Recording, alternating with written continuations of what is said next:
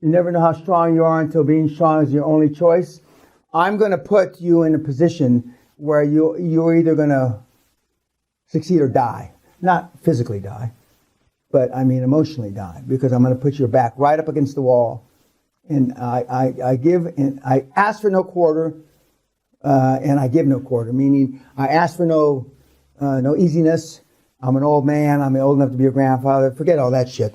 And I give no quarter, because I drive you as needed. In some of the wartime little visual metaphors that we use today show that. I mean, that's life, kids. That's life. And and if you haven't been in a position, business is life and death. It is. And if you're in a business now that's not life and death, then something's not right with the model. I mean, if you think that Ford Motor Company likes the fact that Tesla now has the biggest market cap motor car company in the world, you're fucking crazy. Old man Ford is rolling over in his grave. And the current chairman, young Ford, well, he's not so young now, but young Ford is rolling over in his grave to think a fucking electric car company. I'm not taking anything away from Elon Musk or Tesla. But think of it this way. The first cars ever made on the planet in 1845 or 1855 were electric. Electric. The combustion engine didn't come for another 40 years or something. If we really wanted electric cars, don't you think we could have developed them in 170 years, 165 years? We don't want electric cars. And I assure you the big petroleum companies don't want electric cars. And I absolutely can convince you that the Middle Eastern countries, the Saudis, etc., don't want electric cars. But we've had plenty of time to develop. One of the things that the engineer guys been through here, we've had a few automotive engineers and we've had a few aerospace engineers. Dan, one of the reasons that Tesla has made such advances in just a short period of time could be that we had the technology all along, but we didn't use it. We shelved it. I don't know if that's true or not. I don't. But it makes perfect sense to me. Look at how far, and my hat's off to Mr. Musk. God bless him. Allah be with him. I mean, look at all the progress he's made. With the help of a $500 million loan from Obama, and he doesn't have to pay back and a few other things. But I mean, because we had the technology. And if we didn't have the direct technology, we certainly had the know-how to create the technology quickly, rapidly. Now, will this take off and pretty soon we're all going to have electric cars? No, I don't believe so. Not in my lifetime. Maybe in some of the teenagers' lifetime in the next 50, 60 years. But there's a reason. There's a reason that some of these things have, there's a reason why Mr. Musk, if I understand it correctly, he plans on not dying on this planet. Now, what does that mean? Now, think about it. He's not going to die. Where does he live? What city does he live near? Is he in Detroit, where the cars are? Or? Well, he lives in L.A.? Okay. Why isn't he going to die in L.A., and he plans on dying either on Mars or on the way to Mars? What does that say to you guys?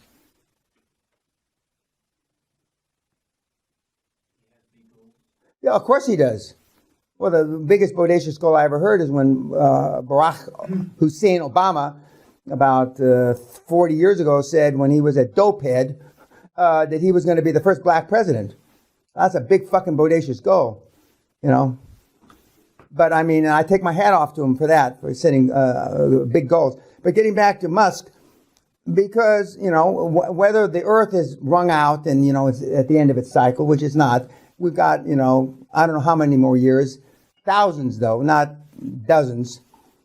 But he plans on dying either on Mars, and I think it's going to take 10 or 15 years to get to Mars. or on the way to Mars. And that's pretty cool. That sounds cool to me. And I could live 15 years, as long as they got treadmills and fucking things for me to exercise and work out on. Well, I won't have a six-pack and I won't have a 6% body fat like all you dynamos. I mean, and some of you, I look around the room and a stiff drink and a good fuck could kill every motherfucker in this room. Because you're weenies. Only transcended by bigger weenies on YouTube. And as we were saying before when we were not on YouTube, these guys are really tough on, they really have smart mouths when they have anonymous titles. I find it amusing. Where I come from, these kids wouldn't get past the 5th grade. Somebody would have put a shiv in their fucking belly, and they'd never get to have a six-pack because they'd cut all the muscle, but anyway. By the way, YouTube, I'm teasing these kids about their masculinity, except for one. But getting back to Musk. So we have challenges that we're dealing with. Now, if global warming, again, remember I told you about, if global warming was for real, most of Central America, Los Angeles, Southern California, Florida, Louisiana, those are all gone. Manhattan's gone. The Netherlands are gone. Many of the Scandinavian countries are gone. I can go on, okay? Because the best case scenario, as I said on Joe Rogan's show, is it's going to go up 3.5 meters. That's about 10 feet. That's enough to bury all those people. Worst case scenario is going to go up 30 meters. If that's happened, Kansas is gone.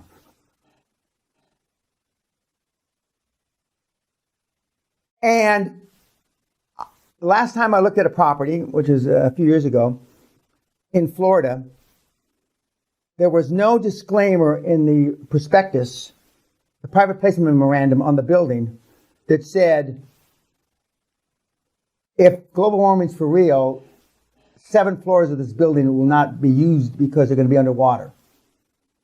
I predict, if it's for real, the next big wave of class action lawsuits will be because it wasn't said in the investment prospectus that, a good 30 to 40% of America and 40% of Europe are going to be underwater. And if it goes up, now they say it's going to happen within 50 to 300 years. Okay? But I don't think there's any time stipulation. 30 Rock, Rockefeller Plaza, up to the 9th floor is gone. Now, when you think this shit through, I mean, come on. I mean, and maybe it is, and maybe, it's like when the meteor's going to hit America, the world in the movies, they don't want to tell the people because the panic will set in, right? That's what the line in the movie. Well, maybe that's why they don't tell us the truth about global warming, if it is for real that, we're going to lose 40% of America. And 60% of Europe, and all of Central America, and a good part of, maybe that's why they don't tell us. And maybe it's an Illuminati conspiracy. All the rich people that run the world. Pardon? Yeah, which are aliens. Illuminati are the aliens. And the guys that are Masons, dating back to George Washington, maybe that's it. Maybe that's it. And if you believe that, I got a bridge in Brooklyn I'd like to sell you that I don't own. Now, I said that at the last seminar, and then some smartass from Google, or not Google, YouTube, he said, well, Mr. Peña, you already sold something you didn't own. Which is true. I took the only option public in the history of the world. I didn't own any of the assets I took public in 1984. Not a one of them. Not one penny's worth. So I got to stop. I'm glad I reminded myself. I got to stop using that fucking analogy because I've already sold something I didn't own before to the investment public when we took Great Western Public. I didn't own any of it. I had an option on all these properties, and so, but we took it public successfully, I might add. I had a sexual experience the other day in a Jaguar because Jaguar and I went public the same day. And whenever I get into a Jaguar limo, Sally teases me. My head rolls back, my eyes roll back. saliva starts running out of my mouth. It's better than sex, I'm telling you. I mean, because I whipped the government and Maggie Thatcher and Jaguar's ass that day. And when you get that in your blood, kids, I mean, you got to have it again and again and again. And I've been blessed that I've done it many, many, many times. But I get more of a charge when I see you do it.